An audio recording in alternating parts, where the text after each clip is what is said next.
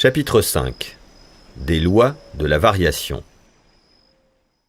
J'ai jusqu'à présent parlé des variations, si communes et si diverses chez les êtres organisés réduits à l'état de domesticité et à un degré moindre chez ceux qui se trouvent à l'état sauvage, comme si elles étaient dues au hasard. C'est là, sans contredit, une expression bien incorrecte. Peut-être cependant a-t-elle un avantage en ce qu'elle sert à démontrer notre ignorance absolue sur les causes de chaque variation particulière. Quelques savants croient qu'une des fonctions du système reproducteur consiste autant à produire des différences individuelles ou des petites déviations de structure qu'à rendre les descendants semblables à leurs parents. Mais le fait que les variations et les monstruosités se présentent beaucoup plus souvent à l'état domestique qu'à l'état naturel, le fait que les espèces ayant un habitat très étendu sont plus variables que celles ayant un habitat restreint, nous autorise à conclure que la variabilité doit avoir ordinairement quelque rapport avec les conditions d'existence auxquelles chaque espèce a été soumise pendant plusieurs générations successives. J'ai essayé de démontrer dans le premier chapitre que les changements des conditions agissent de deux façons. Directement sur l'organisation entière, ou sur certaines parties seulement de l'organisme. Indirectement au moyen du système reproducteur. En tous les cas, il y a deux facteurs. La nature de l'organisme, qui est de beaucoup le plus important des deux, et la nature des conditions ambiantes. L'action directe du changement des conditions conduit à des résultats définis ou indéfinis. Dans ce dernier cas, l'organisme semble devenir plastique et nous nous trouvons en présence d'une grande variabilité flottante. Dans le premier cas, la nature de l'organisme est telle qu'elle cède facilement quand on la soumet à de certaines conditions et tout ou presque tous les individus se modifient de la même manière. Il est très difficile de déterminer jusqu'à quel point le changement des conditions, tel par exemple que le changement de climat, d'alimentation, etc., agit d'une façon définie. Il y a raison de croire que dans le cours du temps, les effets de ces changements sont plus considérables qu'on ne peut l'établir par la preuve directe. Toutefois, nous pouvons conclure, sans craindre de nous tromper, qu'on ne peut attribuer uniquement à une cause agissante semblable les adaptations de structures si nombreuses et si complexes que nous observons dans la nature entre les différents êtres organisés. Dans les cas suivants, les conditions ambiantes semblent avoir produit un léger effet défini. M. Forbes affirme que les coquillages, à l'extrémité méridionale de leur habitat, revêtent, quand ils vivent dans des eaux peu profondes, des couleurs beaucoup plus brillantes que les coquillages de la même espèce qui vivent plus au nord et à une plus grande profondeur. Mais cette loi ne s'applique certainement pas toujours. M. Gould a observé que les oiseaux de la même espèce sont plus brillamment colorés quand ils vivent dans un pays où le ciel est toujours pur que lorsqu'ils habitent près des côtes ou sur des îles. Wollaston affirme que la résidence près des bords de la mer affecte la couleur des insectes. Mauquin-Tandon donne une liste de plantes dont les feuilles deviennent charnues lorsqu'elles croissent près des bords de la mer, bien que cela ne se produise pas dans toute autre situation. Ces organismes légèrement variables sont intéressants en ce sens qu'ils présentent des caractères analogues à ceux que possèdent les espèces exposées à des conditions semblables. Quand une variation constitue un avantage, si petit qu'il soit pour un être quelconque, on ne saurait dire quelle part il convient d'attribuer à l'action accumulatrice de la sélection naturelle et quelle part il convient d'attribuer à l'action définie des conditions d'existence. Ainsi, tous les fourreurs savent fort bien que les animaux de la même espèce ont une fourrure d'autant plus épaisse et d'autant plus belle qu'ils habitent un pays plus septentrional. Mais qui peut dire si cette différence provient de ce que les individus les plus chaudement vêtus ont été favorisés et ont persisté pendant de nombreuses générations, ou si elle est une conséquence de la rigueur du climat. Il paraît en effet que le climat exerce une certaine action directe sur la fourrure de nos quadrupèdes domestiques. On pourrait citer chez une même espèce des exemples de variations analogues, bien que cette espèce soit exposée à des conditions ambiantes aussi différentes que possible. D'autre part, on pourrait citer des variations différentes produites dans des conditions ambiantes qui paraissent identiques. Enfin, tous les naturalistes pourraient citer des cas innombrables d'espèces restant absolument les mêmes, c'est-à-dire qui ne varient en aucune façon, bien qu'elles vivent sous les climats les plus divers. Ces considérations me font pencher à attribuer moins de poids à l'action directe des conditions ambiantes qu'à une tendance à la variabilité due à des causes que nous ignorons absolument. On peut dire que dans un certain sens, non seulement les conditions d'existence déterminent directement ou indirectement les variations, mais qu'elles influencent aussi la sélection naturelle. Les conditions déterminent en effet la persistance de telle ou telle variété. Mais quand l'homme se charge de la sélection, il est facile de comprendre que les deux éléments du changement sont distincts. La variabilité se produit d'une façon quelconque, mais c'est la volonté de l'homme qui accumule les variations dans certaines directions. Or, cette intervention répond à la persistance du plus apte à l'état naturel. Effet produit par la sélection naturelle sur l'accroissement de l'usage et du non-usage des parties. Les faits cités dans le premier chapitre ne permettent, je crois, aucun doute sur ce point. Que l'usage, chez nos animaux domestiques, renforce et développe certaines parties, tandis que le non-usage les diminue. Et en outre, que ces modifications sont héréditaires. À l'état naturel, nous n'avons aucun terme de comparaison qui nous permette de juger des effets d'un usage ou d'un non-usage constant, car nous ne connaissons pas les formes types. Mais beaucoup d'animaux possèdent des organes dont on ne peut expliquer la présence que par les effets du non-usage. Y a-t-il, comme le professeur Owen l'a fait remarquer, une anomalie plus grande dans la nature qu'un oiseau qui ne peut pas voler? Cependant, il y en a plusieurs dans cet état. Le canard à ailes courtes de l'Amérique méridionale doit se contenter de battre avec ses ailes la surface de l'eau, et elles sont chez lui à peu près dans la même condition que celles du canard domestique d'Aylesbury. En outre, s'il faut croire M. Cunningham, ces canards peuvent voler quand ils sont tout jeunes, tandis qu'ils en sont incapables à l'âge adulte.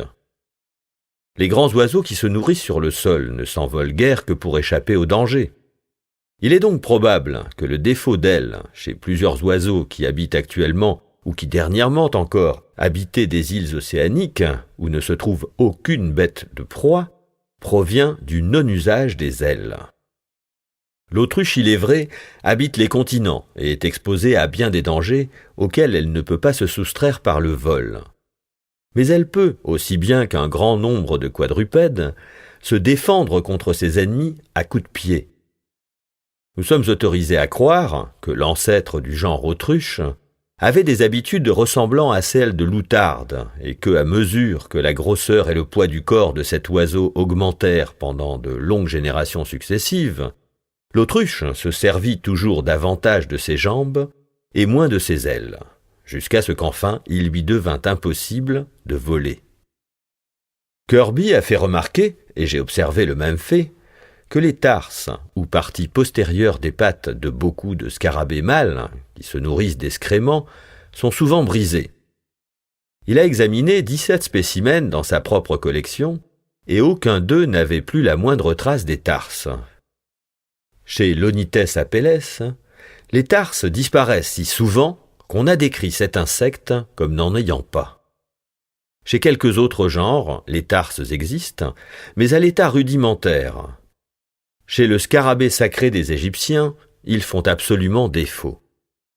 On ne saurait encore affirmer positivement que les mutilations accidentelles soient héréditaires. Toutefois, les cas remarquables observés par M. Brown-Séquard relatifs à la transmission par hérédité des effets de certaines opérations chez le cochon d'Inde doivent nous empêcher de nier absolument cette tendance. En conséquence, Il est peut-être plus sage de considérer l'absence totale des tarses antérieurs chez le scarabée sacré des Égyptiens et leur état rudimentaire chez quelques autres genres, non pas comme des cas de mutilation héréditaire, mais comme les effets d'un non-usage longtemps continué. En effet, comme beaucoup de scarabées qui se nourrissent d'excréments ont perdu leurs tarses, cette disparition doit arriver à un âge peu avancé de leur existence. Et par conséquent, les tarses ne doivent pas avoir beaucoup d'importance pour ces insectes, ou ils ne doivent pas s'en servir beaucoup. Dans quelques cas, on pourrait facilement attribuer aux défauts d'usage certaines modifications de structure qui sont surtout dues à la sélection naturelle. M. Wollaston a découvert le fait remarquable que sur 550 espèces de scarabées, on en connaît un plus grand nombre aujourd'hui qui habitent l'île de Madère, 200 sont si pauvrement pourvues d'ailes qu'elles ne peuvent voler. Il a découvert en outre que sur 29 genres indigènes, toutes les espèces appartenant à 23 de ces genres se trouvent dans cet état. Plusieurs faits, à savoir que les scarabées dans beaucoup de parties du monde sont portés fréquemment en mer par le vent et qu'ils y périssent, que les scarabées de Madère, ainsi que l'a observé M. Wollaston, restent cachés jusqu'à ce que le vent tombe et que le soleil brille, que la proportion des scarabées sans ailes est beaucoup plus considérable dans les déserts exposés aux variations atmosphériques qu'à Madère même, que, et c'est là le fait le plus extraordinaire sur lequel M. Wollaston a insisté avec beaucoup de raison, certains groupes considérables de scarabées qui ont absolument besoin d'ailes, autre part si nombreux, font ici presque entièrement défaut. Ces différentes considérations, dis-je, me portent à croire que le défaut d'ailes chez tant de scarabées à Madère est principalement dû à l'action de la sélection naturelle, combinée probablement avec le non-usage de ces organes. Pendant plusieurs générations successives, tous les scarabées qui se livraient le moins au vol, soit parce que leurs ailes étaient un peu moins développées, soit en raison de leurs habitudes indolentes, doivent avoir eu la meilleure chance de persister, parce qu'ils n'étaient pas exposés à être emportés à la mer. D'autre part, les individus qui s'élevaient facilement dans l'air étaient plus exposés à être emportés au large, et par conséquent à être détruits. Les insectes de Madère qui ne se nourrissent pas sur le sol, mais qui, comme certains coléoptères et certains lépidoptères, se nourrissent sur les fleurs, et qui doivent par conséquent se servir de leurs ailes pour trouver leurs aliments, ont, comme l'a observé M. Wollaston, les ailes très développées au lieu d'être diminuées. Ce fait est parfaitement compatible avec l'action de la sélection naturelle.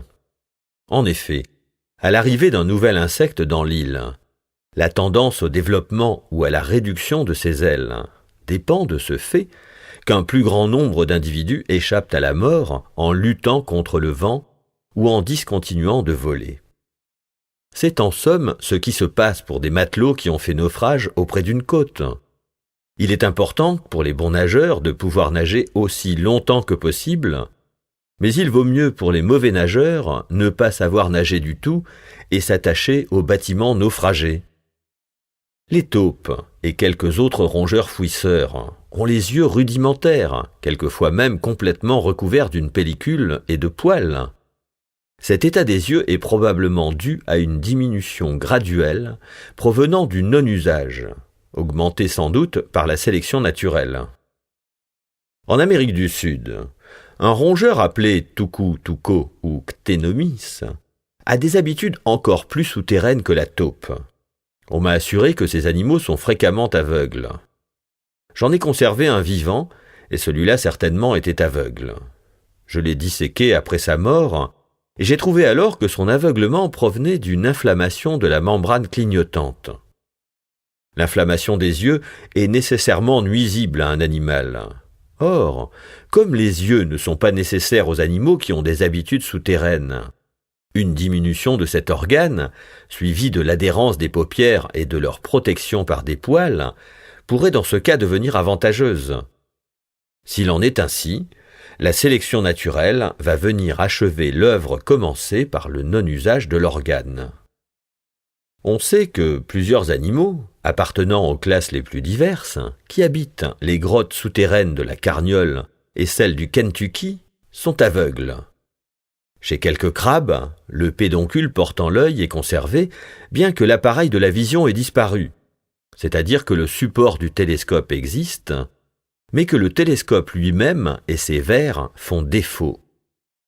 Comme il est difficile de supposer que l'œil, bien qu'inutile, puisse être nuisible à des animaux vivant dans l'obscurité, on peut attribuer l'absence de cet organe au non-usage.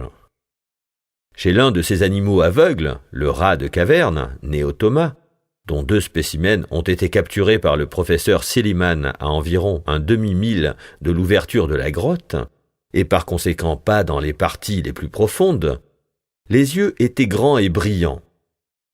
Le professeur Silliman m'apprend que ces animaux ont fini par acquérir une vague aptitude à percevoir les objets, après avoir été soumis pendant 1 mois à une lumière graduée. Il est difficile d'imaginer des conditions ambiantes plus semblables que celles de vastes cavernes creusées dans de profondes couches calcaires, dans des pays ayant à peu près le même climat. Aussi, dans l'hypothèse que les animaux aveugles ont été créés séparément pour les cavernes d'Europe et d'Amérique, on doit s'attendre à trouver une grande analogie dans leur organisation et leur affinité. Or, la comparaison des 2 faunes nous prouve qu'il n'en est pas ainsi. Schiott fait remarquer relativement aux insectes seuls. Nous ne pouvons donc considérer l'ensemble du phénomène que comme un fait purement local.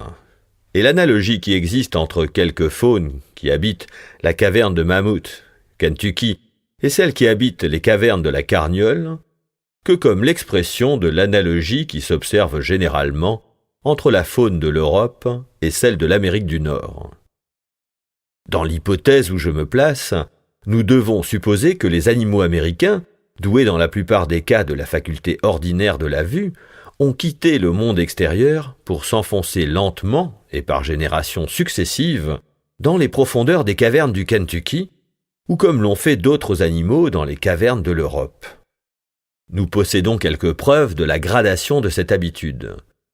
Schiott ajoute en effet: nous pouvons donc regarder les faunes souterraines comme de petites ramifications qui, détachées des faunes géographiques limitées du voisinage, ont pénétré sous terre et qui, à mesure qu'elles se plongeaient davantage dans l'obscurité, se sont accommodées à leurs nouvelles conditions d'existence. Des animaux peu différents des formes ordinaires ménagent la transition, puis viennent se conformer pour vivre dans un demi-jour. Enfin, ceux destinés à l'obscurité complète et dont la structure est toute particulière. Je dois ajouter que ces remarques de Schiott s'appliquent non à une même espèce, mais à plusieurs espèces distinctes. Quand, après d'innombrables générations, l'animal atteint les plus grandes profondeurs, le non-usage de l'organe a plus ou moins complètement atrophié l'œil. Et la sélection naturelle lui a souvent aussi donné une sorte de compensation pour sa cécité en déterminant un allongement des antennes. Malgré ces modifications, nous devons encore trouver certaines affinités entre les habitants des cavernes de l'Amérique et les autres habitants de ce continent, aussi bien qu'entre les habitants des cavernes de l'Europe et ceux du continent européen. Or, le professeur Dana m'apprend qu'il en est ainsi pour quelques-uns des animaux qui habitent les grottes souterraines de l'Amérique. Quelques-uns des insectes qui habitent les cavernes de l'Europe sont très voisins de ceux qui habitent la région adjacente. Dans l'hypothèse ordinaire d'une création indépendante, il serait difficile d'expliquer de façon rationnelle les affinités qui existent entre les animaux aveugles des grottes et les autres habitants du continent. Nous devons d'ailleurs nous attendre à trouver chez les habitants des grottes souterraines de l'Ancien et du Nouveau Monde l'analogie bien connue que nous remarquons dans la plupart de leurs autres productions. Comme on trouve en abondance sur des rochers ombragés loin des grottes une espèce aveugle de Batitia, la perte de la vue chez l'espèce de ce genre qui habite les grottes souterraines n'a probablement aucun rapport avec l'obscurité de son habitat. Il semble tout naturel en effet qu'un insecte déjà privé de la vue s'adapte facilement à vivre dans les grottes obscures. Un autre genre aveugle, Anophthalmus, offre, comme l'a fait remarquer M. Murray, Cette particularité remarquable qu'on ne le trouve que dans les cavernes. En outre, ceux qui habitent les différentes cavernes de l'Europe et de l'Amérique appartiennent à des espèces distinctes. Mais il est possible que les ancêtres de ces différentes espèces, alors qu'ils étaient doués de la vue, aient pu habiter les deux continents, puis s'éteindre, à l'exception de ceux qui habitent les endroits retirés qu'ils occupent actuellement. Loin d'être surpris que quelques-uns des habitants des cavernes, comme l'Amblyopsis, poisson aveugle signalé par Agassiz, et le protée, également aveugle, présentent de grandes anomalies dans leur rapport avec les reptiles européens. Je suis plutôt étonné que nous ne retrouvions pas dans les cavernes un plus grand nombre de représentants d'animaux éteints, en raison du peu de concurrence à laquelle les habitants de ces sombres demeures ont été exposés. Acclimatation. Les habitudes sont héréditaires chez les plantes. Ainsi, par exemple, l'époque de la floraison, les heures consacrées au sommeil, la quantité de pluie nécessaire pour assurer la germination des graines, etc. Et ceci me conduit à dire quelques mots sur l'acclimatation. Comme rien n'est plus ordinaire que de trouver des espèces d'un même genre dans des pays chauds et dans des pays froids, il faut que l'acclimatation ait dans la longue série des générations joué un rôle considérable, s'il est vrai que toutes les espèces du même genre descendent d'une même souche. Chaque espèce, cela est évident, est adaptée au climat du pays qu'elle habite. Les espèces habitant une région arctique ou même une région tempérée ne peuvent supporter le climat des tropiques, et vice-versa. En outre, beaucoup de plantes grasses ne peuvent supporter les climats humides. Mais on a souvent exagéré le degré d'adaptation des espèces au climat sous lesquels elles vivent.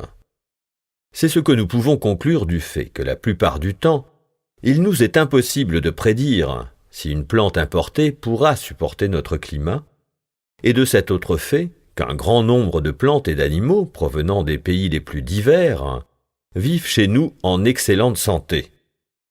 Nous avons raison de croire que les espèces à l'état naturel sont restreintes à un habitat peu étendu, bien plus par suite de la lutte qu'elles ont à soutenir avec d'autres êtres organisés, que par suite de leur adaptation à un climat particulier.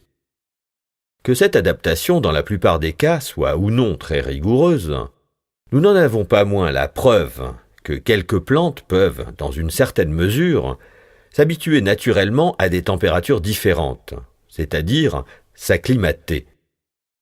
Le docteur Hooker a recueilli des graines de pin et de rhododendron sur des individus de la même espèce, croissant à des hauteurs différentes sur l'Himalaya.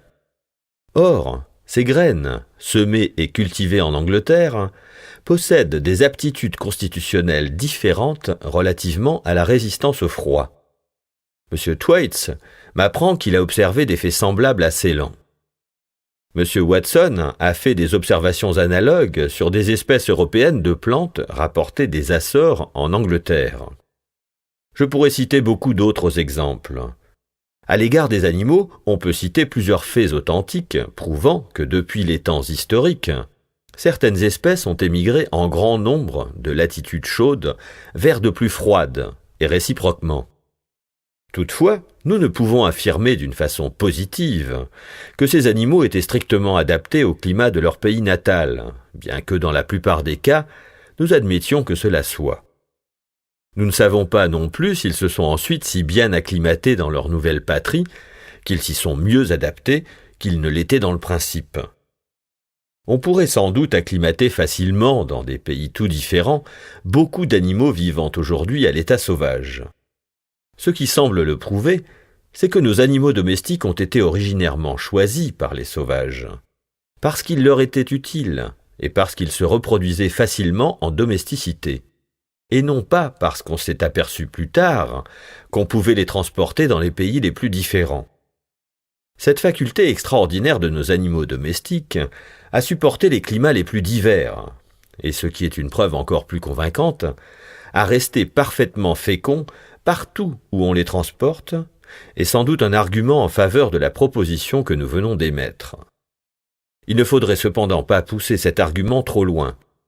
En effet, nos animaux domestiques descendent probablement de plusieurs souches sauvages. Le sang, par exemple, d'un loup des régions tropicales et d'un loup des régions arctiques peut se trouver mélangé chez nos races de chiens domestiques. On ne peut considérer le rat et la souris comme des animaux domestiques.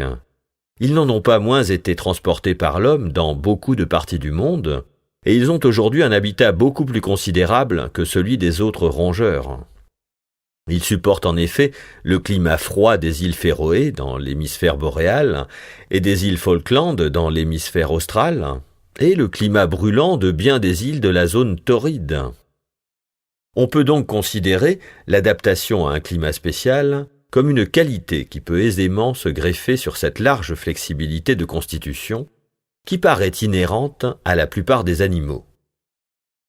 Dans cette hypothèse, la capacité qu'offre l'homme lui-même, ainsi que ses animaux domestiques, de pouvoir supporter les climats les plus différents. Le fait que l'éléphant et le rhinocéros ont autrefois vécu sous un climat glacial, tandis que les espèces existantes actuellement habitent toutes les régions de la zone torride, ne sauraient être considérées comme des anomalies, mais bien comme des exemples d'une flexibilité ordinaire de constitution qui se manifeste dans certaines circonstances particulières. Quelle est la part qu'il faut attribuer aux habitudes seules ? Quelle est celle qu'il faut attribuer à la sélection naturelle de variétés ayant des constitutions innées différentes ? Quelle est celle enfin qu'il faut attribuer à ces deux causes combinées dans l'acclimatation d'une espèce sous un climat spécial ? C'est là une question très obscure. L'habitude ou la coutume a sans doute quelque influence, s'il faut en croire l'analogie. Les ouvrages sur l'agriculture et même les anciennes encyclopédies chinoises donnent à chaque instant le conseil de transporter les animaux d'une région dans une autre. En outre, comme il n'est pas probable que l'homme soit parvenu à choisir tant de races et de sous-races, dont la constitution convient si parfaitement au pays qu'elles habitent, je crois qu'il faut attribuer à l'habitude les résultats obtenus. D'un autre côté, la sélection naturelle doit tendre inévitablement à conserver les individus doués d'une constitution bien adaptée au pays qu'ils habitent. On constate dans les traités sur plusieurs espèces de plantes cultivées que certaines variétés supportent mieux tel climat que tel autre. On en trouve la preuve dans les ouvrages sur la pomologie publiés aux États-Unis. On y recommande en effet d'employer certaines variétés dans les États du Nord et certaines autres dans les États du Sud. Or, comme la plupart de ces variétés ont une origine récente, on ne peut attribuer à l'habitude leurs différences constitutionnelles. On peut même citer, pour prouver que dans certains cas l'acclimatation est impossible, l'artichaut de Jérusalem, qui ne se propage jamais en Angleterre par semis, et dont par conséquent on n'a pas pu obtenir de nouvelles variétés. On fait remarquer que cette plante est restée aussi délicate qu'elle l'était. On a souvent cité aussi, et avec beaucoup plus de raison, le haricot par exemple. Mais on ne peut pas dire dans ce cas que l'expérience ait réellement été faite. Il faudrait pour cela que pendant une vingtaine de générations, quelqu'un prit la peine de semer des haricots d'assez bonne heure pour qu'une grande partie fût détruite par le froid. Puis qu'on recueillit la graine des quelques survivants en ayant soin d'empêcher les croisements accidentels. Puis enfin, qu'on recommença chaque année cet essai en s'entourant des mêmes précautions.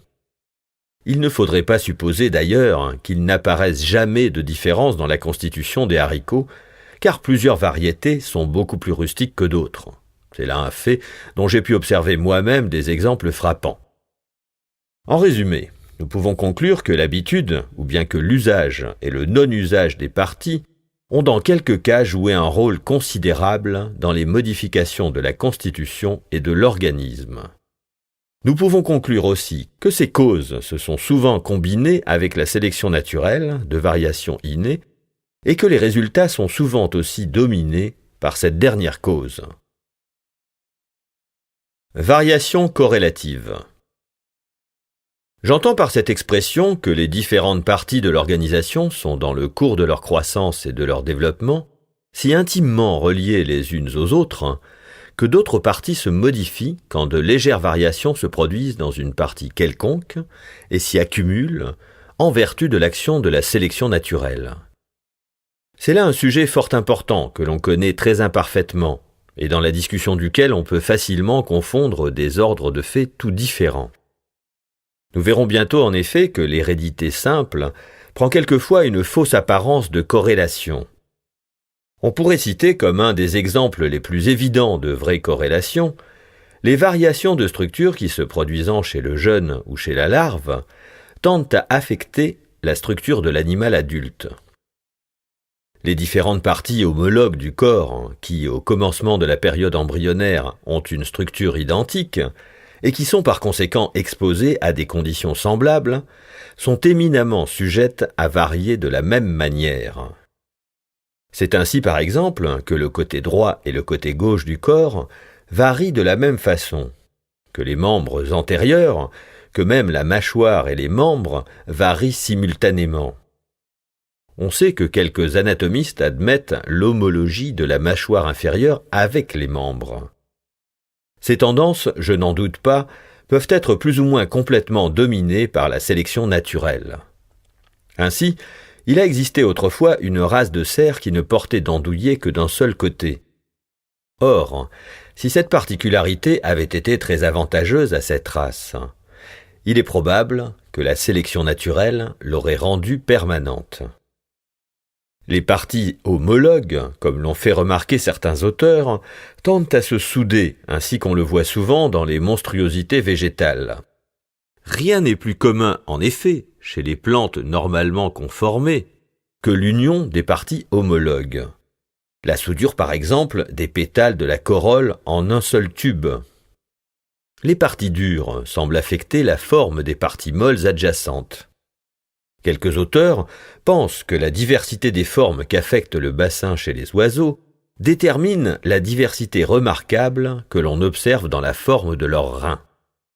D'autres croient aussi que chez l'espèce humaine, la forme du bassin de la mer exerce, par la pression, une influence sur la forme de la tête de l'enfant.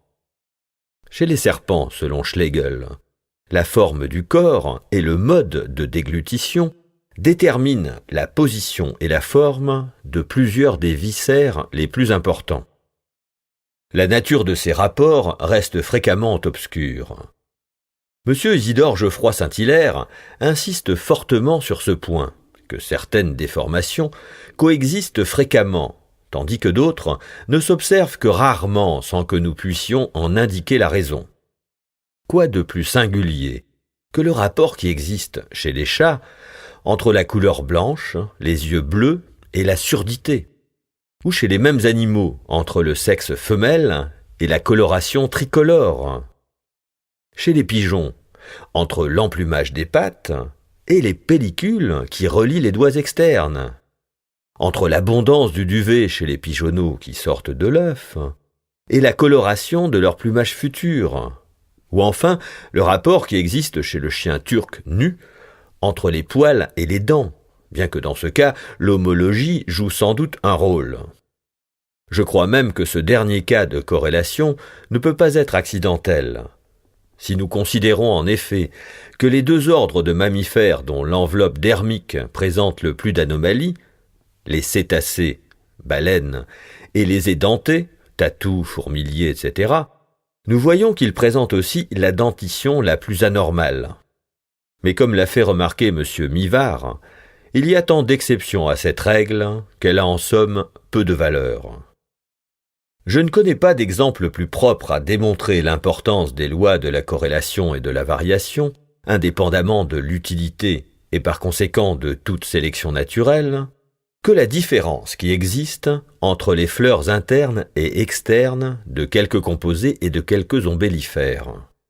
Chacun a remarqué la différence qui existe entre les fleurettes périphériques et les fleurettes centrales de la marguerite, par exemple. Or, l'atrophie partielle ou complète des organes reproducteurs accompagne souvent cette différence. En outre, les graines de quelques-unes de ces plantes diffèrent aussi sous le rapport de la forme et de la ciselure. On a quelquefois attribué ces différences à la pression des involucres sur les fleurettes ou à leur pression réciproque.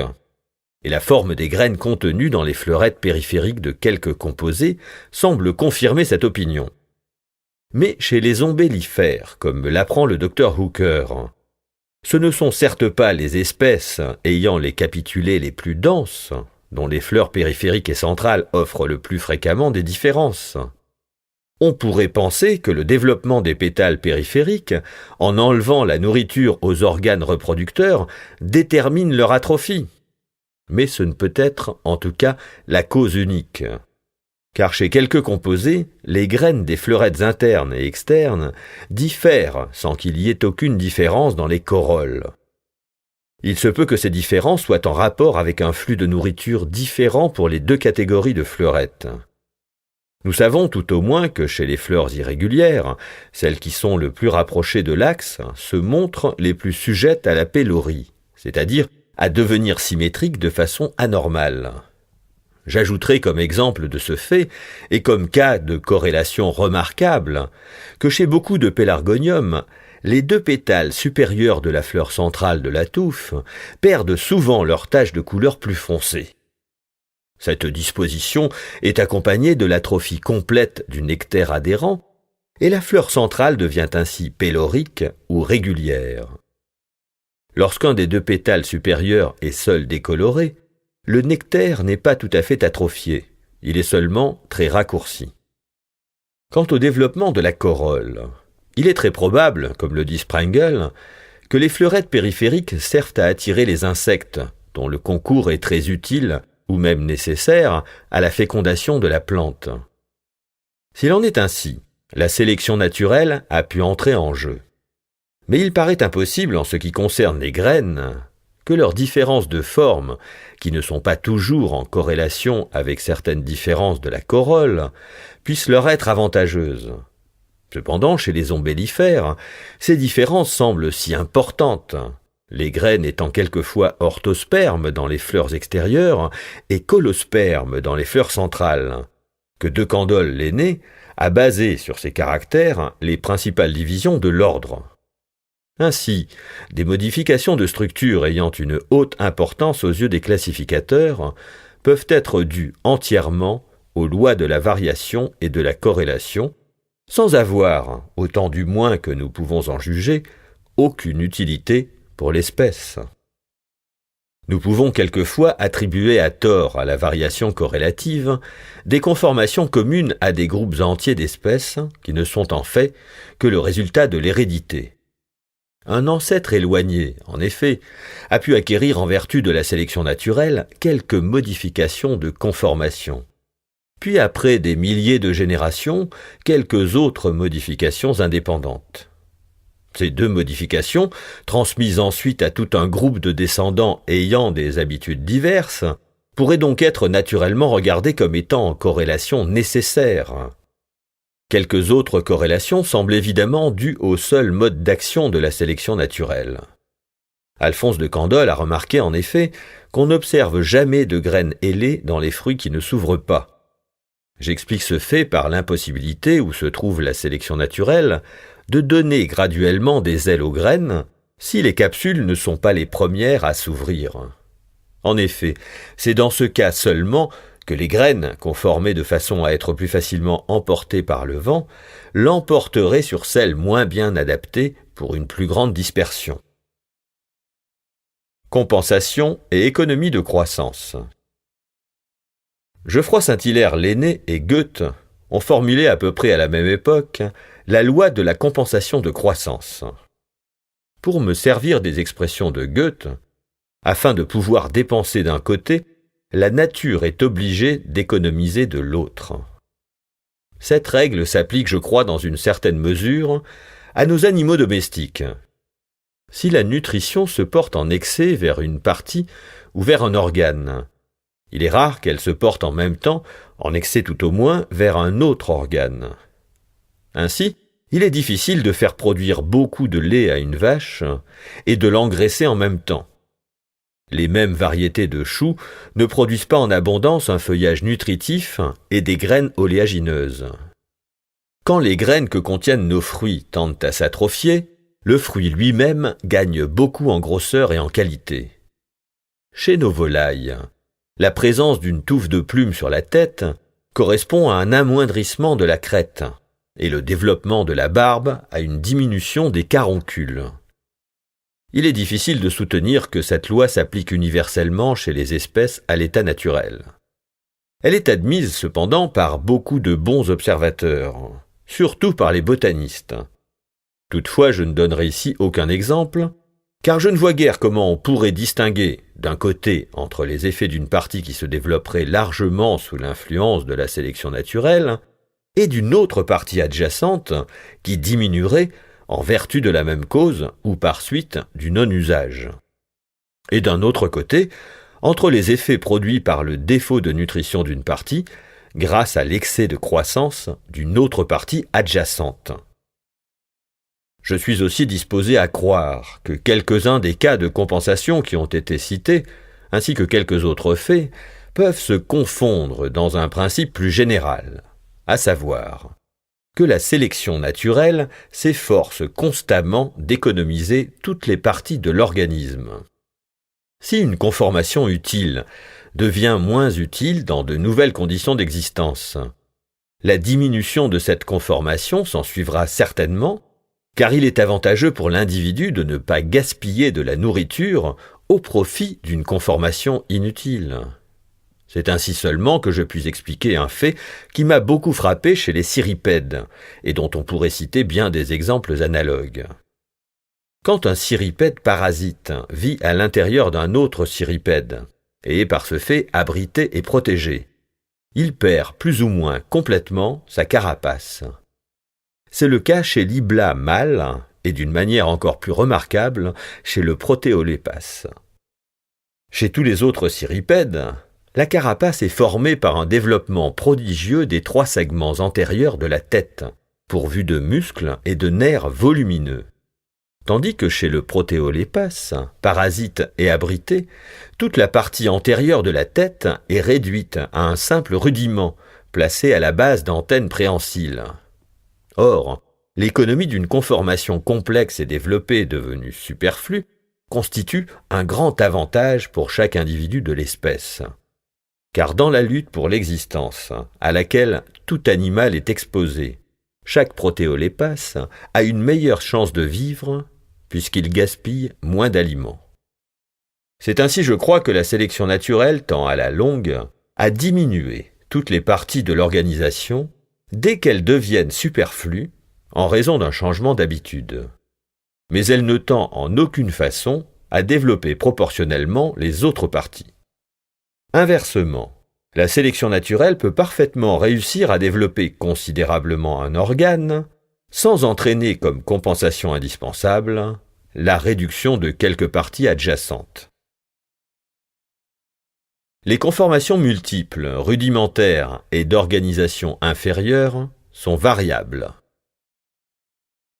Il semble de règle, chez les variétés et chez les espèces, comme l'a fait remarquer Isidore Geoffroy-Saint-Hilaire, que toutes les fois qu'une partie ou qu'un organe se trouve souvent répété dans la conformation d'un individu, par exemple les vertèbres chez les serpents et les étamines chez les fleurs polyandriques, le nombre en est variable, tandis qu'il est constant lorsque le nombre de ces mêmes parties est plus restreint.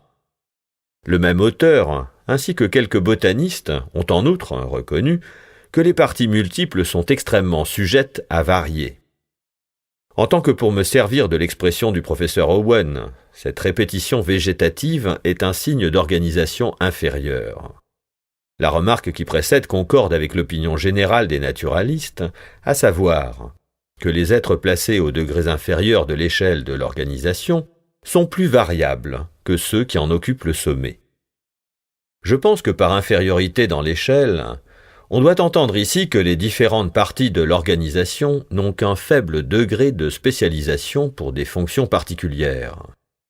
Or, aussi longtemps que la même partie a des fonctions diverses à accomplir, on s'explique peut-être pourquoi elle doit rester variable, c'est-à-dire pourquoi la sélection naturelle n'a pas conservé ou rejeté toutes les légères déviations de conformation avec autant de rigueur que lorsqu'une partie ne sert plus qu'à un usage spécial.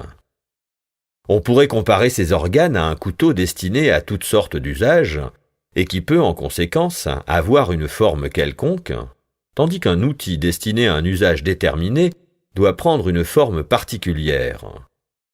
La sélection naturelle, il ne faut jamais l'oublier, ne peut agir qu'en se servant de l'individu et pour son avantage. On admet généralement que les parties rudimentaires sont sujettes à une grande variabilité. Nous aurons à revenir sur ce point. Je me contenterai d'ajouter ici que leur variabilité semble résulter de leur inutilité et de ce que la sélection naturelle ne peut en conséquence empêcher des déviations de conformation de se produire. Une partie extraordinairement développée chez une espèce quelconque, comparativement à l'état de la même partie chez les espèces voisines, tend à varier beaucoup. M. Waterhouse a fait à ce sujet, il y a quelques années, une remarque qui m'a beaucoup frappé. Le professeur Owen semble en être arrivé aussi à des conclusions presque analogues. Je ne saurais essayer ici de convaincre qui que ce soit de la vérité de la proposition formulée ci-dessus, sans l'appuyer de l'exposé d'une longue série de faits que j'ai recueillis sur ce point, mais qui ne peuvent trouver place dans cet ouvrage. Je dois me borner à constater que dans ma conviction, c'est là une règle très générale. Je sais qu'il y a là plusieurs causes d'erreur, mais j'espère en avoir tenu suffisamment compte. Il est bien entendu que cette règle ne s'applique en aucune façon aux parties, si extraordinairement développées qu'elles soient, qui ne présentent pas un développement inusité chez une espèce ou chez quelques espèces, comparativement à la même partie chez beaucoup d'espèces très voisines. Ainsi, bien que dans la classe des mammifères, l'aile de la chauve-souris soit une conformation très anormale, la règle ne saurait s'appliquer ici parce que le groupe entier des chauves-souris possède des ailes. Elle s'appliquerait seulement si une espèce quelconque possédait des ailes ayant un développement remarquable comparativement aux ailes des autres espèces du même genre. Mais cette règle s'applique de façon presque absolue au caractère sexuel secondaire, lorsqu'il se manifeste d'une manière inusitée. Le terme caractère sexuel secondaire, employé par Hunter, s'applique au caractère qui, particulier à un sexe, ne se rattache pas directement à l'acte de la reproduction. La règle s'applique aux mâles et aux femelles, mais plus rarement à celles-ci parce qu'il est rare qu'elles possèdent des caractères sexuels secondaires remarquables. Les caractères de ce genre, qu'ils soient ou non développés d'une manière extraordinaire, sont très variables, et c'est en raison de ce fait que la règle précitée s'applique si complètement à eux. Je crois qu'il ne peut guère y avoir de doute sur ce point. Mais les cirripèdes hermaphrodites nous fournissent la preuve que notre règle ne s'applique pas seulement au caractère sexuel secondaire. En étudiant cet ordre, je me suis particulièrement attaché à la remarque de M. Waterhouse, et je suis convaincu que la règle s'applique presque toujours. Dans un futur ouvrage, je donnerai la liste des cas les plus remarquables que j'ai recueillis. Je me bornerai à citer ici un seul exemple qui justifie la règle dans son application la plus étendue. Les valves operculaires des cirripèdes sessiles, les balanes, sont dans toute l'étendue du terme des conformations très importantes et qui diffèrent extrêmement peu, même chez les genres distincts. Cependant, chez les différentes espèces de l'un de ces genres, le genre Pyrgoma, ces valves présentent une diversification remarquable. Les valves homologues ayant quelquefois une forme entièrement dissemblable. L'étendue des variations chez les individus d'une même espèce est telle que l'on peut affirmer, sans exagération, que les variétés de la même espèce diffèrent plus les unes des autres par les caractères tirés de ces organes importants que ne le font d'autres espèces appartenant à des genres distincts. J'ai particulièrement examiné les oiseaux sous ce rapport, parce que chez ces animaux, les individus d'une même espèce, habitant un même pays, varient extrêmement peu. Or, la règle semble certainement applicable à cette classe.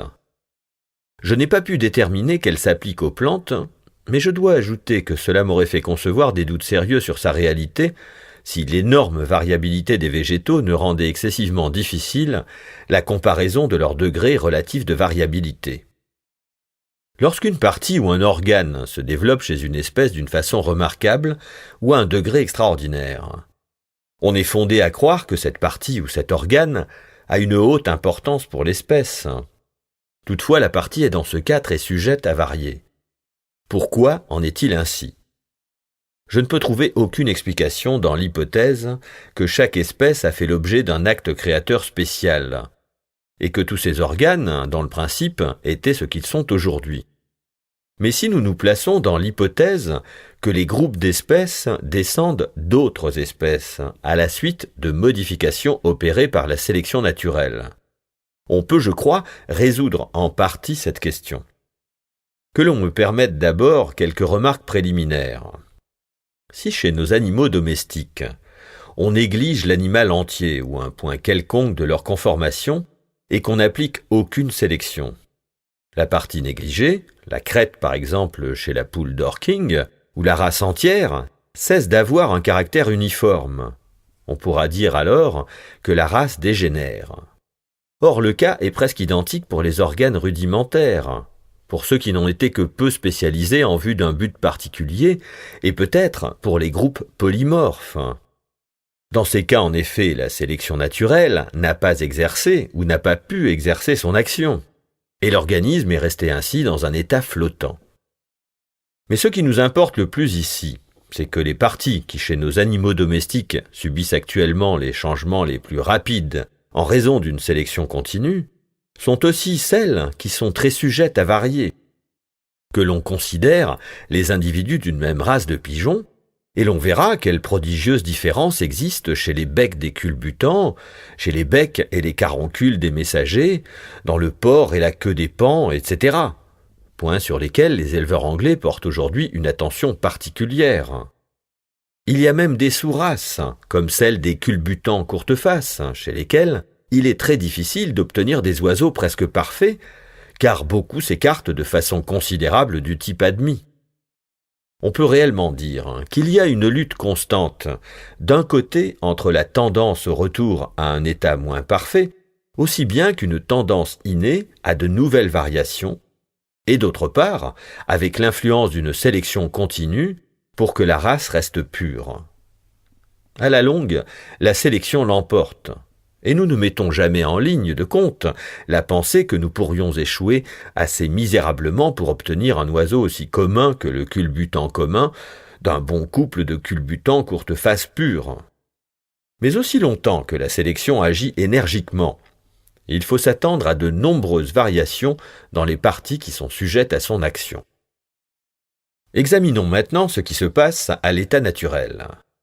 Quand une partie s'est développée d'une façon extraordinaire chez une espèce quelconque, comparativement à ce qu'est la même partie chez les autres espèces du même genre, nous pouvons conclure que cette partie a subi d'énormes modifications depuis l'époque où les différentes espèces se sont détachées de l'ancêtre commun de ce genre.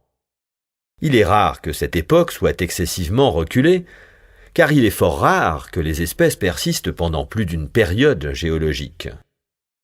Deux grandes modifications impliquent une variabilité extraordinaire et longtemps continuée, dont les effets ont été accumulés constamment par la sélection naturelle pour l'avantage de l'espèce. Mais comme la variabilité de la partie ou de l'organe développé d'une façon extraordinaire a été très grande et très continue pendant un laps de temps qui n'est pas excessivement long, nous pouvons nous attendre, en règle générale, à trouver encore aujourd'hui plus de variabilité dans cette partie que dans les autres parties de l'organisation, qui sont restées presque constantes depuis une époque bien plus reculée. Or, je suis convaincu que c'est là la vérité. Je ne vois aucune raison de douter que la lutte entre la sélection naturelle d'une part, avec la tendance au retour et la variabilité d'autre part, ne cesse dans le cours des temps, et que les organes développés de la façon la plus anormale ne deviennent constants. Aussi, d'après notre théorie, quand un organe, quelque anormal qu'il soit, se transmet à peu près dans le même état à beaucoup de descendants modifiés, l'aile de la chauve-souris par exemple, cet organe a dû exister pendant une très longue période à peu près dans un même état, et il a fini par n'être pas plus variable que toute autre conformation. C'est seulement dans les cas où la modification est comparativement récente et extrêmement considérable que nous devons nous attendre à trouver encore à un haut degré de développement la variabilité générative, comme on pourrait l'appeler. Dans ce cas, en effet, il est rare que la variabilité ait déjà été fixée par la sélection continue des individus variant au degré et dans le sens voulu, et par l'exclusion continue des individus qui tendent à faire retour vers un état plus ancien et moins modifié. Les caractères spécifiques sont plus variables que les caractères génériques. On peut appliquer au sujet qui va nous occuper le principe que nous venons de discuter. Il est notoire que les caractères spécifiques sont plus variables que les caractères génériques. Je cite un seul exemple pour faire bien comprendre ma pensée. Si un grand genre de plantes renferme plusieurs espèces, les unes portant des fleurs bleues, les autres des fleurs rouges, la coloration n'est qu'un caractère spécifique et personne ne sera surpris de ce qu'une espèce bleue devienne rouge et réciproquement. Si au contraire, toutes les espèces portent des fleurs bleues, la coloration devient un caractère générique et la variabilité de cette coloration constitue un fait beaucoup plus extraordinaire. J'ai choisi cet exemple parce que l'explication qu'en donneraient la plupart des naturalistes ne pourrait pas s'appliquer ici.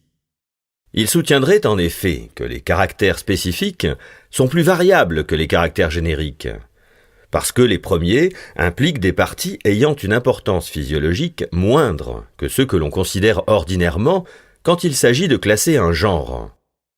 Je crois que cette explication est vraie, en partie, mais seulement de façon indirecte. J'aurai d'ailleurs à revenir sur ce point en traitant de la classification. Il serait presque superflu de citer des exemples pour prouver que les caractères spécifiques ordinaires sont plus variables que les caractères génériques. Mais quand il s'agit de caractères importants, j'ai souvent remarqué dans les ouvrages sur l'histoire naturelle que lorsqu'un auteur s'étonne que quelque organe important, ordinairement très constant dans un groupe considérable d'espèces, diffère beaucoup chez des espèces très voisines, il est souvent variable chez les individus de la même espèce. Ce fait prouve qu'un caractère qui a ordinairement une valeur générique devient souvent variable lorsqu'il perd de sa valeur et descend au rang de caractère spécifique, bien que son importance physiologique puisse rester la même. Quelque chose d'analogue s'applique aux monstruosités. Isidore Geoffroy Saint-Hilaire, tout au moins, ne met pas en doute que plus un organe diffère normalement chez les différentes espèces du même groupe, plus il est sujet à des anomalies chez les individus. Dans l'hypothèse ordinaire d'une création indépendante pour chaque espèce, comment pourrait-il se faire que la partie de l'organisme qui diffère de la même partie chez d'autres espèces du même genre, créées indépendamment elles aussi, soit plus variable que les parties qui se ressemblent beaucoup chez les différentes espèces de ce genre? Quant à moi, je ne crois pas qu'il soit possible d'expliquer ce fait. Au contraire, dans l'hypothèse que les espèces ne sont que des variétés fortement prononcées et persistantes, on peut s'attendre la plupart du temps à ce que les parties de leur organisation qui ont varié depuis une époque comparativement récente et qui par suite sont devenues différentes, continuent encore à varier. Pour poser la question en d'autres termes, on appelle caractères génériques les points par lesquels toutes les espèces d'un genre se ressemblent et ceux par lesquels elles diffèrent des genres voisins. On peut attribuer ces caractères à un ancêtre commun qui les a transmis par hérédité à ses descendants. Car il a dû arriver bien rarement que la sélection naturelle ait modifié, exactement de la même façon, plusieurs espèces distinctes adaptées à des habitudes plus ou moins différentes. Comme ces prétendus caractères génériques ont été transmis par hérédité avant l'époque où les différentes espèces se sont détachées de leur ancêtre commun, et que postérieurement, ces caractères n'ont pas varié, ou que, s'ils diffèrent, ils ne le font qu'à un degré extrêmement minime. Il n'est pas probable qu'ils varient actuellement. D'autre part, on appelle caractères spécifiques les points par lesquels les espèces diffèrent des autres espèces du même genre. Or, comme ces caractères spécifiques ont varié et se sont différenciés depuis l'époque où les espèces se sont écartées de l'ancêtre commun, il est probable qu'ils sont encore variables dans une certaine mesure. Tout au moins, ils sont plus variables que les parties de l'organisation qui sont restées constantes depuis une très longue période. Les caractères sexuels secondaires sont variables. Je pense que tous les naturalistes admettront, sans qu'il soit nécessaire d'entrer dans aucun détail, que les caractères sexuels secondaires sont très variables. On admettra aussi que les espèces d'un même groupe diffèrent plus les unes des autres sous le rapport des caractères sexuels secondaires que dans les autres parties de leur organisation. Que l'on compare par exemple les différences qui existent entre les gallinacés mâles, chez lesquels les caractères sexuels secondaires sont très développés, avec les différences qui existent entre les femelles. La cause première de la variabilité de ces caractères n'est pas évidente. Mais nous comprenons parfaitement pourquoi ils ne sont pas aussi persistants et aussi uniformes que les autres caractères.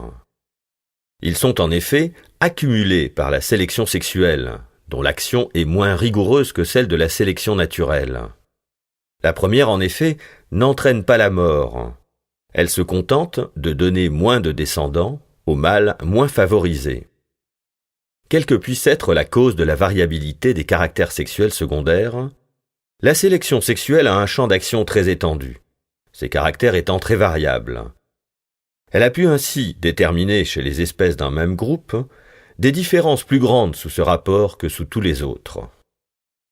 Il est un fait assez remarquable, c'est que les différences secondaires entre les deux sexes de la même espèce portent précisément sur les points mêmes de l'organisation par lesquels les espèces d'un même genre diffèrent les unes des autres.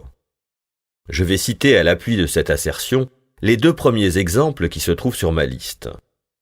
Or, comme les différences dans ces cas sont de nature très extraordinaire, il est difficile de croire que les rapports qu'ils présentent soient accidentels. Un même nombre d'articulations des tarses est un caractère commun à des groupes très considérables de coléoptères. Or, comme l'a fait remarquer Westwood, le nombre de ces articulations varie beaucoup chez les angidés, et ce nombre diffère aussi chez les deux sexes de la même espèce.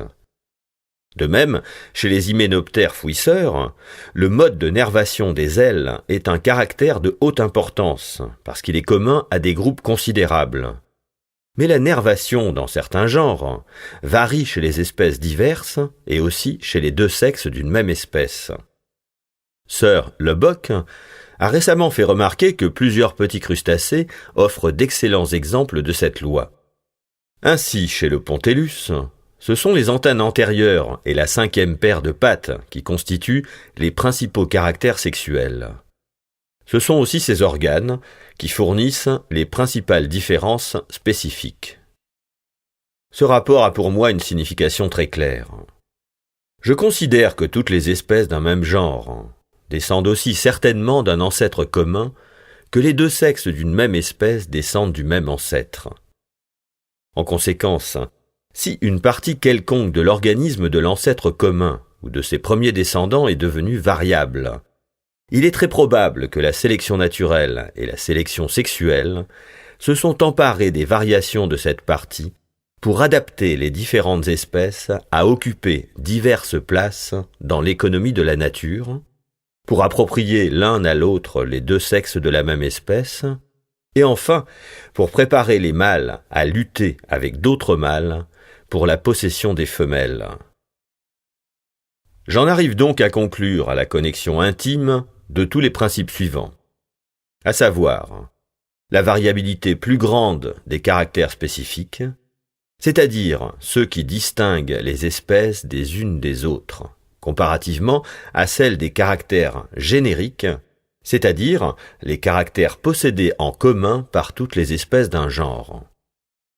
L'excessive variabilité que présente souvent un point quelconque lorsqu'il est développé chez une espèce d'une façon extraordinaire, comparativement à ce qu'il est chez les espèces congénères.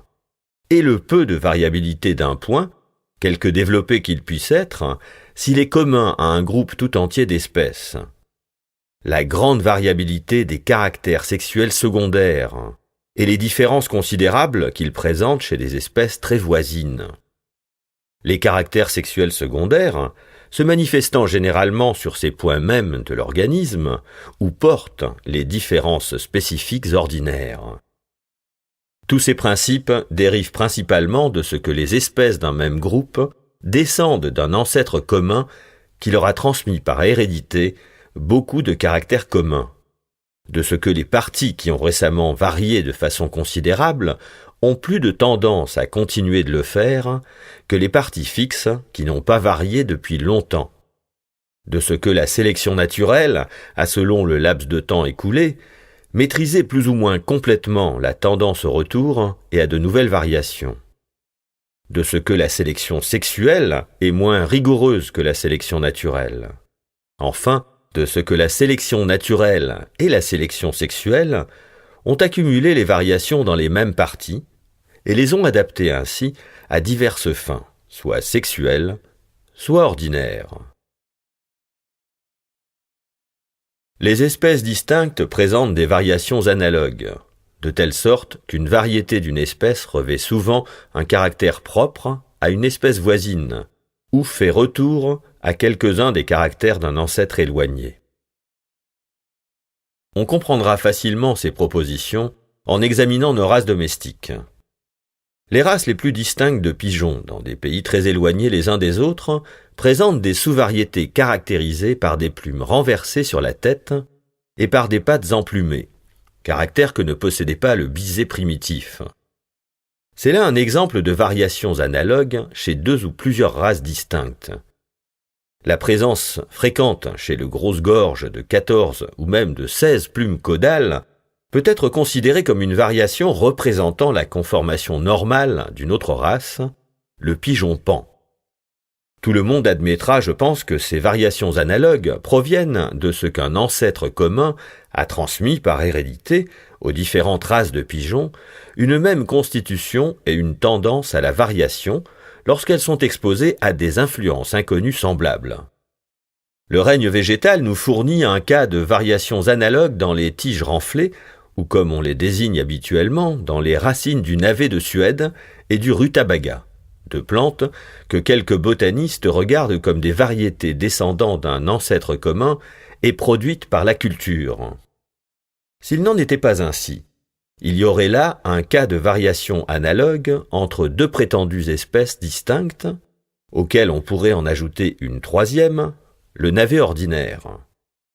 Dans l'hypothèse de la création indépendante des espèces, nous aurions à attribuer cette similitude de développement des tiges chez les trois plantes, non pas à sa vraie cause, c'est-à-dire à la communauté de descendance et à la tendance à varier dans une même direction qui en est la conséquence, mais à trois actes de création distincts, portant sur des formes extrêmement voisines.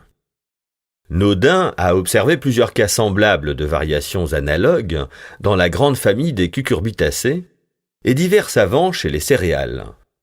M. Walsh a discuté dernièrement avec beaucoup de talent divers cas semblables qui se présentent chez les insectes à l'état naturel, et il les a groupés sous sa loi d'égale variabilité. Toutefois, nous rencontrons un autre cas chez les pigeons, c'est-à-dire l'apparition accidentelle, chez toutes les races, d'une coloration bleu ardoise, des deux bandes noires sur les ailes, des reins blancs, avec une barre à l'extrémité de la queue, dont les plumes extérieures sont près de leur base extérieurement bordées de blanc. Comme ces différentes marques constituent un caractère de l'ancêtre commun, le bisé, on ne saurait, je crois, contester que ce soit là un cas de retour, et non pas une variation nouvelle et analogue qui apparaît chez plusieurs races. Nous pouvons, je pense, admettre cette conclusion en toute sécurité, car comme nous l'avons vu, ces marques colorées sont très sujettes à apparaître chez les petits, résultant du croisement de deux races distinctes ayant une coloration différente. Or, dans ce cas, il n'y a rien dans les conditions extérieures de l'existence, sauf l'influence du croisement sur les lois de l'hérédité, qui puisse causer la réapparition de la couleur bleu ardoise, accompagnée des diverses autres marques. Sans doute, il est très surprenant que des caractères réapparaissent après avoir disparu pendant un grand nombre de générations, des centaines peut-être. Mais chez une race croisée une seule fois avec une autre race, la descendance présente accidentellement pendant plusieurs générations, quelques auteurs disent pendant une douzaine ou même pendant une vingtaine, une tendance à faire retour au caractère de la race étrangère. Après 12 générations, la proportion du sang, pour employer une expression vulgaire, de l'un des ancêtres n'est que de 1 sur 2048, Et pourtant, comme nous le voyons, on croit généralement que cette proportion infiniment petite de sang étranger suffit à déterminer une tendance au retour. Chez une race qui n'a pas été croisée, mais chez laquelle les deux ancêtres souches ont perdu quelques caractères que possédait leur ancêtre commun. La tendance à faire retour vers ce caractère perdu pourrait, d'après tout ce que nous pouvons savoir, se transmettre de façon plus ou moins énergique pendant un nombre illimité de générations. Quand un caractère perdu reparaît chez une race après un grand nombre de générations, l'hypothèse la plus probable, et non pas que l'individu affecté se met soudain à ressembler à un ancêtre dont il est séparé par plusieurs centaines de générations, mais que le caractère en question se trouvait à l'état latent chez les individus de chaque génération successive, et qu'enfin ce caractère s'est développé sous l'influence de conditions favorables dont nous ignorons la nature. Chez les pigeons-barbes, par exemple, qui produisent très rarement des oiseaux bleus, il est probable qu'il y a chez les individus de chaque génération une tendance latente à la reproduction du plumage bleu.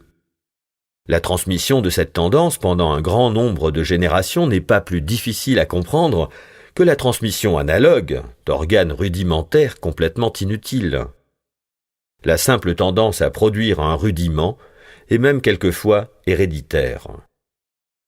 Comme nous supposons que toutes les espèces d'un même genre descendent d'un ancêtre commun, nous pourrions nous attendre à ce qu'elles varient accidentellement de façon analogue, de telle sorte que les variétés de deux ou plusieurs espèces se ressembleraient, ou qu'une variété ressemblerait par certains caractères à une autre espèce distincte, celle-ci n'étant, d'après notre théorie, qu'une variété permanente bien accusée.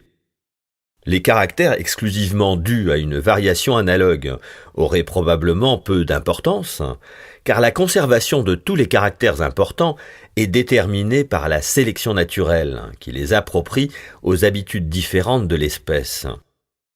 On pourrait s'attendre en outre à ce que les espèces du même genre présentent accidentellement des caractères depuis longtemps perdus. Toutefois, comme nous ne connaissons pas l'ancêtre commun d'un groupe naturel quelconque, nous ne pourrons distinguer entre les caractères dus à un retour et ceux qui proviennent de variations analogues. Si par exemple, nous ignorions que le biset, souche de nos pigeons domestiques, n'avait ni plume aux pattes, ni plume renversée sur la tête, il nous serait impossible de dire s'il faut attribuer ces caractères à un fait de retour ou seulement à des variations analogues. Mais nous aurions pu conclure que la coloration bleue est un cas de retour à cause du nombre des marques qui sont en rapport avec cette nuance, marques qui, selon toute probabilité, ne reparaîtraient pas toutes ensemble au cas d'une simple variation. Nous aurions été d'ailleurs d'autant plus fondés à en arriver à cette conclusion que la coloration bleue et les différentes marques reparaissent très souvent quand on croise des races ayant une coloration différente. En conséquence, bien que chez les races qui vivent à l'état naturel, nous ne puissions que rarement déterminer quels sont les cas de retour à un caractère antérieur et quels sont ceux qui constituent une variation nouvelle mais analogue, nous devrions toutefois, d'après notre théorie, trouver quelquefois, chez les descendants d'une espèce en voie de modification, des caractères qui existent déjà chez d'autres membres du même groupe. Or, c'est certainement ce qui arrive. La difficulté que l'on éprouve à distinguer les espèces variables provient en grande partie de ce que les variétés imitent, pour ainsi dire, d'autres espèces du même genre. On pourrait aussi dresser un catalogue considérable de formes intermédiaires entre deux autres formes qu'on ne peut encore regarder que comme des espèces douteuses. Or, ceci prouve que les espèces, en variant, ont revêtu quelques caractères appartenant à d'autres espèces, à moins toutefois que l'on admette une création indépendante pour chacune de ces formes très voisines. Toutefois, nous trouvons la meilleure preuve de variations analogues dans les parties ou les organes qui ont un caractère constant, mais qui cependant varient accidentellement de façon à ressembler, dans une certaine mesure, à la même partie ou au même organe chez une espèce voisine. J'ai dressé une longue liste de ces cas, mais malheureusement je me trouve dans l'impossibilité de pouvoir la donner ici. Je dois donc me contenter d'affirmer que ces cas se présentent certainement et qu'ils sont très remarquables. Je citerai toutefois un exemple curieux et compliqué, non pas en ce qu'il affecte un caractère important, mais parce qu'il se présente chez plusieurs espèces du même genre, dont les unes sont réduites à l'état domestique et dont les autres vivent à l'état sauvage. C'est presque certainement là un cas de retour. L'âne porte quelquefois sur les jambes des raies transversales très distinctes, semblables à celles qui se trouvent sur les jambes du zèbre. On a affirmé que ces raies sont beaucoup plus apparentes chez l'ânon, et les renseignements que je me suis procurés à cet égard confirment le fait. La raie de l'épaule est quelquefois double, et varie beaucoup sous le rapport de la couleur et du dessin. On a décrit un âne blanc, mais non pas albinos, qui n'avait aucune raie, ni sur l'épaule, ni sur le dos. Ces deux raies d'ailleurs sont quelquefois très faiblement indiquées ou font absolument défaut chez les ânes de couleur foncée. On a vu, dit-on, le coulant de Pallas avec une double raie sur l'épaule. M. Blitt a observé une émionne ayant sur l'épaule une raie distincte, bien que cet animal n'en porte ordinairement pas. Le colonel Poole m'a informé en outre que les jeunes de cette espèce ont ordinairement les jambes rayées et une bande faiblement indiquée sur l'épaule. Le kaga, dont le corps est comme celui du zèbre si complètement rayé, n'a cependant pas de raie aux jambes. Toutefois, le docteur Gray a dessiné un de ces animaux dont les jarrets portaient des zébrures très distinctes. En ce qui concerne le cheval, on a recueilli en Angleterre des exemples de la raie dorsale chez des chevaux appartenant aux races les plus distinctes et ayant des robes de toutes les couleurs. Les barres transversales sur les jambes ne sont pas rares chez les chevaux Isabelle et chez ceux poil de souris. Je les ai observés en outre chez un alezan. On aperçoit quelquefois une légère raie sur l'épaule des chevaux Isabelle, et j'en ai remarqué une faible trace sur un cheval bai. Mon fils a étudié avec soin et a dessiné un cheval de trait belge, de couleur Isabelle, ayant les jambes rayées et une double raie sur chaque épaule. J'ai moi-même eu l'occasion de voir un poney Isabelle du Devonshire, et on m'a décrit avec soin un petit poney ayant la même robe, originaire du pays de Galles, qui tous deux portaient 3 raies parallèles sur chaque épaule. Dans la région nord-ouest de l'Inde, la race des chevaux Kathiawar est si généralement rayée que selon le colonel Poole, qui a étudié cette race pour le gouvernement indien, on ne considère pas comme de race pure un cheval dépourvu de raies.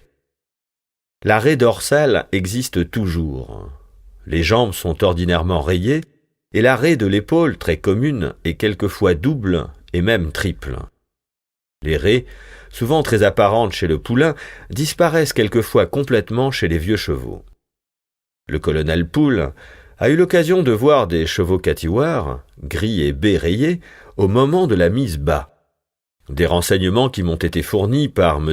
Edwards m'autorisent à croire que chez le cheval de course anglais, la raie dorsale est beaucoup plus commune chez le poulain que chez l'animal adulte. J'ai moi-même élevé récemment un poulain provenant d'une jument bai, elle-même produit d'un cheval turcoman et d'une jument flamande, et d'un cheval de course anglais, ayant une robe bai. Ce poulain, à l'âge d'une semaine, présentait sur son train postérieur et sur son front de nombreuses zébrures foncées très étroites et de légères raies sur les jambes. Toutes ces raies disparurent bientôt complètement. Sans entrer ici dans de plus amples détails, je puis constater que j'ai entre les mains beaucoup de documents établissant de façon positive l'existence de raies sur les jambes et sur les épaules de chevaux appartenant aux races les plus diverses et provenant de tous les pays, depuis l'Angleterre jusqu'à la Chine, et depuis la Norvège au nord jusqu'à l'archipel malais au sud. Dans toutes les parties du monde, les raies se présentent le plus souvent chez les chevaux Isabelle et poil de souris. Je comprends sous le terme Isabelle une grande variété de nuances s'étendant entre le brun noirâtre d'une part et la teinte café au lait de l'autre.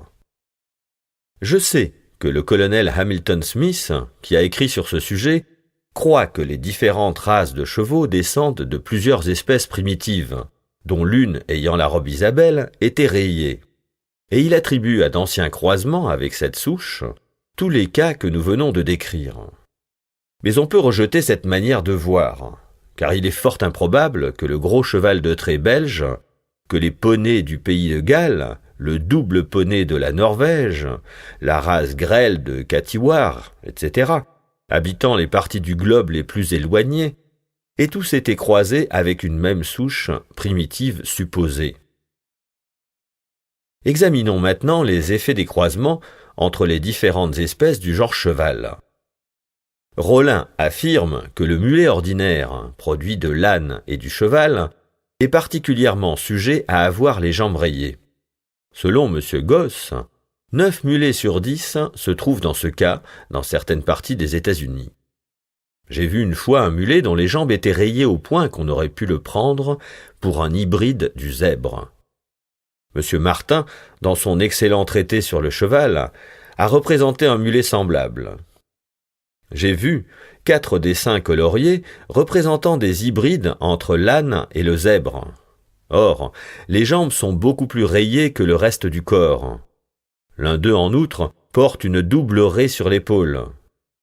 Chez le fameux hybride obtenu par Lord Morton, du croisement d'une jument alezane avec un kaga, l'hybride et même les poulains purs que la même jument donna subséquemment avec un cheval arabe noir, avaient sur les jambes des raies encore plus prononcées qu'elles ne le sont chez le kaga pur. Enfin, et c'est là un des cas les plus remarquables, le docteur Gray a représenté un hybride, il m'apprend que depuis il a eu l'occasion d'en voir un second exemple, provenant du croisement d'un âne et d'une émionne. Bien que l'âne n'ait qu'accidentellement des raies sur les jambes, et qu'elle fasse défaut, ainsi que la raie sur l'épaule chez l'émionne, cet hybride avait, outre des raies sur les 4 jambes, 3 courtes raies sur l'épaule, semblables à celles du poney Isabelle du Devonshire et du poney Isabelle du Pays de Galles que nous avons décrit. Il avait en outre quelques marques zébrées sur les côtés de la face. J'étais si convaincu, relativement à ce dernier fait, que pas une de ces raies ne peut provenir de ce qu'on appelle ordinairement le hasard, que le fait seul de l'apparition de ces zébrures de la face, chez l'hybride de l'âne et de l'émionne, m'engagea à demander au colonel Poole si de pareils caractères n'existaient pas chez la race de Kathiawar, si éminemment sujette à présenter des raies. Question à laquelle, comme nous l'avons vu, il m'a répondu affirmativement. Or, quelle conclusion devons-nous tirer de ces divers faits? Nous voyons plusieurs espèces distinctes du genre cheval, qui par de simples variations présentent des raies sur les jambes, comme le zèbre, ou sur les épaules, comme l'âne. Cette tendance augmente chez le cheval dès que paraît la robe Isabelle, nuance qui se rapproche de la coloration générale des autres espèces du genre. Aucun changement de forme, aucun autre caractère nouveau n'accompagne l'apparition des raies. Cette même tendance à devenir rayé se manifeste plus fortement chez les hybrides provenant de l'union des espèces les plus distinctes. Or, revenons à l'exemple des différentes races de pigeons. Elles descendent toutes d'un pigeon, en y comprenant 2 ou 3 sous-espèces ou races géographiques, ayant une couleur bleuâtre et portant en outre certaines raies et certaines marques. Quand une race quelconque de pigeons revêt par une simple variation la nuance bleuâtre, ces raies et ces autres marques reparaissent invariablement, mais sans qu'il se produise aucun autre changement de forme ou de caractère. Quand on croise les races les plus anciennes et les plus constantes, affectant différentes couleurs, on remarque une forte tendance à la réapparition, chez l'hybride, de la teinte bleuâtre, des raies et des marques. J'ai dit que l'hypothèse la plus probable, pour expliquer la réapparition de caractères très anciens, est qu'il y a chez les jeunes de chaque génération successive une tendance à revêtir un caractère depuis longtemps perdu, et que cette tendance l'emporte quelquefois en raison de causes inconnues. Or, nous venons de voir que chez plusieurs espèces du genre cheval, les raies sont plus prononcées ou reparaissent plus ordinairement chez le jeune que chez l'adulte. Que l'on appelle espèces, ces races de pigeons dont plusieurs sont constantes depuis des siècles, et l'on obtient un cas exactement parallèle à celui des espèces du genre cheval. Quant à moi, Remontant par la pensée à quelques millions de générations en arrière, j'entrevois un animal rayé, comme le zèbre, mais peut-être d'une construction très différente sous d'autres rapports. Cet animal est un ancêtre commun de notre cheval domestique, que ce dernier descende ou non de plusieurs souches sauvages, de l'âne, de l'émionne, du kaga et du zèbre.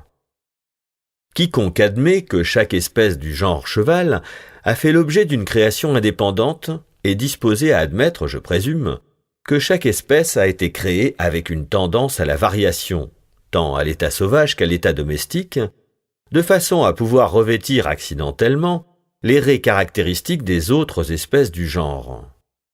Il doit admettre aussi que chaque espèce a été créée avec une autre tendance très prononcée, à savoir que croisée avec des espèces habitant les points du globe les plus éloignés, elle produit des hybrides ressemblant par leurs raies non à leurs parents, mais à d'autres espèces du genre. Admettre semblable hypothèse, c'est vouloir substituer à une cause réelle une cause imaginaire, ou tout au moins inconnue. C'est vouloir en un mot faire de l'œuvre divine une dérision et une déception.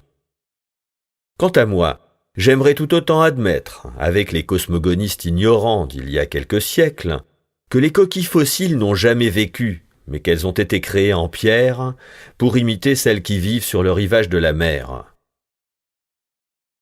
Résumé. Notre ignorance en ce qui concerne les lois de la variation est bien profonde. Nous ne pouvons pas, une fois sur 100, prétendre indiquer les causes d'une variation quelconque. Cependant, toutes les fois que nous pouvons réunir les termes d'une comparaison, nous remarquons que les mêmes lois semblent avoir agi pour produire les petites différences qui existent entre les variétés d'une même espèce et les grandes différences qui existent entre les espèces d'un même genre. Le changement des conditions ne produit généralement qu'une variabilité flottante, mais quelquefois aussi des effets directs et définis. Or, ces effets peuvent à la longue devenir très prononcés, bien que nous ne puissions rien affirmer, n'ayant pas de preuves suffisantes à cet égard. L'habitude, en produisant des particularités constitutionnelles, l'usage, en fortifiant les organes, et le défaut d'usage, en les affaiblissant ou en les diminuant, semblent dans beaucoup de cas avoir exercé une action considérable. Les parties homologues tendent à varier d'une même manière et à se souder. Les modifications des parties dures et externes affectent quelquefois les parties molles et internes. Une partie fortement développée tend peut-être à attirer à elle la nutrition des parties adjacentes, et toute partie de la conformation est économisée, qui peut l'être, sans inconvénient. Les modifications de la conformation, pendant le premier âge, peuvent affecter des parties qui se développent plus tard. Il se produit sans aucun doute beaucoup de cas de variations corrélatives dont nous ne pouvons comprendre la nature. Les parties multiples sont variables au point de vue du nombre et de la conformation, ce qui provient peut-être de ce que ces parties, n'ayant pas été rigoureusement spécialisées pour remplir des fonctions particulières, leur modification échappe à l'action rigoureuse de la sélection naturelle. C'est probablement aussi à cette même circonstance qu'il faut attribuer la variabilité plus grande des êtres placés au rang inférieur de l'échelle organique que des formes plus élevées dont l'organisation entière est plus spécialisée. La sélection naturelle n'a pas d'action sur les organes rudimentaires, ces organes étant inutiles et par conséquent variables. Les caractères spécifiques, c'est-à-dire ceux qui ont commencé à différer depuis que les diverses espèces du même genre se sont détachées d'un ancêtre commun, sont plus variables que les caractères génériques, c'est-à-dire ceux qui, transmis par hérédité depuis longtemps, n'ont pas varié pendant le même laps de temps. Nous avons signalé à ce sujet des parties ou des organes spéciaux qui sont encore variables parce qu'ils ont varié récemment et se sont ainsi différenciés. Mais nous avons vu aussi dans le second chapitre que le même principe s'applique à l'individu tout entier. En effet, dans les localités où l'on rencontre beaucoup d'espèces d'un genre quelconque, c'est-à-dire là où il y a eu précédemment beaucoup de variations et de différenciations, et là où une création active de nouvelles formes spécifiques a eu lieu. On trouve aujourd'hui en moyenne, dans ces mêmes localités et chez ces mêmes espèces, le plus grand nombre de variétés. Les caractères sexuels secondaires sont extrêmement variables. Ces caractères, en outre, diffèrent beaucoup dans les espèces d'un même groupe. La variabilité des mêmes points de l'organisation a généralement eu pour résultat de déterminer des différences sexuelles secondaires chez les deux sexes d'une même espèce et des différences spécifiques chez les différentes espèces d'un même genre. Toute partie ou tout organe qui, comparé à ce qu'il est chez une espèce voisine, présente un développement anormal dans ses dimensions ou dans sa forme, doit avoir subi une somme considérable de modifications depuis la formation du genre. Ce qui nous explique pourquoi il est souvent beaucoup plus variable que les autres points de l'organisation. La variation est en effet un procédé lent et prolongé, et la sélection naturelle, dans des cas semblables, n'a pas encore eu le temps de maîtriser la tendance à la variabilité ultérieure ou au retour vers un état moins modifié. Mais lorsqu'une espèce possédant un organe extraordinairement développé est devenue la souche d'un grand nombre de descendants modifiés, ce qui, dans notre hypothèse, suppose une très longue période, la sélection naturelle a pu donner à l'organe, quelque extraordinairement développé qu'il puisse être, un caractère fixe. Les espèces qui ont reçu par hérédité de leurs parents communs une constitution presque analogue, et qui ont été soumises à des influences semblables, tendent naturellement à présenter des variations analogues ou à faire accidentellement retour à quelques-uns des caractères de leurs premiers ancêtres. Or, bien que le retour et les variations analogues puissent ne pas amener la production de nouvelles modifications importantes, ces modifications n'en contribuent pas moins à la diversité, à la magnificence et à l'harmonie de la nature. Quelle que puisse être la cause déterminante des différences légères qui se produisent entre le descendant et l'ascendant, cause qui doit exister dans chaque cas. Nous avons raison de croire que l'accumulation constante des différences avantageuses a déterminé toutes les modifications les plus importantes d'organisation relativement aux habitudes de chaque espèce.